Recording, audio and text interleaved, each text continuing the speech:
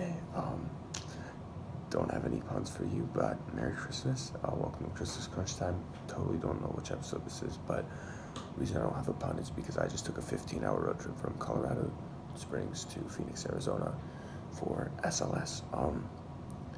And I didn't really have a topic I wanted to talk about, but I had a story that happened today because I'm going to SLS, which is an evangelization training thing.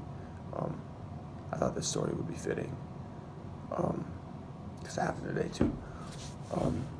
So we drive in to get to Phoenix. We drive through Albuquerque, and we find ourselves in a kind of sketchy part of Albuquerque, and decide to stop at Whataburger for lunch. And we walk in, and there's a man that's kind of making a commotion, just big, loud. Like he totally misses his chair when he falls down, and we help him up. And I realized in seeing him, like, this was my little way of evangelization. Like, in that moment, I was just called to love him. Like, it didn't matter if he was drunk or high or on drugs. Didn't matter if he was homeless or not. Didn't matter if he was a criminal or not.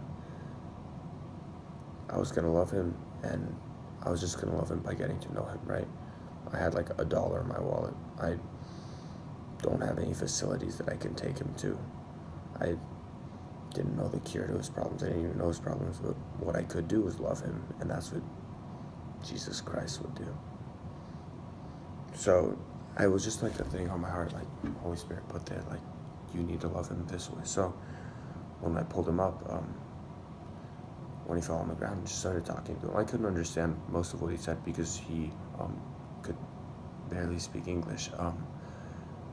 But I started asking him where he was from, how long he's been in the U.S., questions about his family, and like before you know it, like he was crying, and he was telling me about his life and how he had struggled and gone to prison and gotten out and is now separated from his family and all this stuff,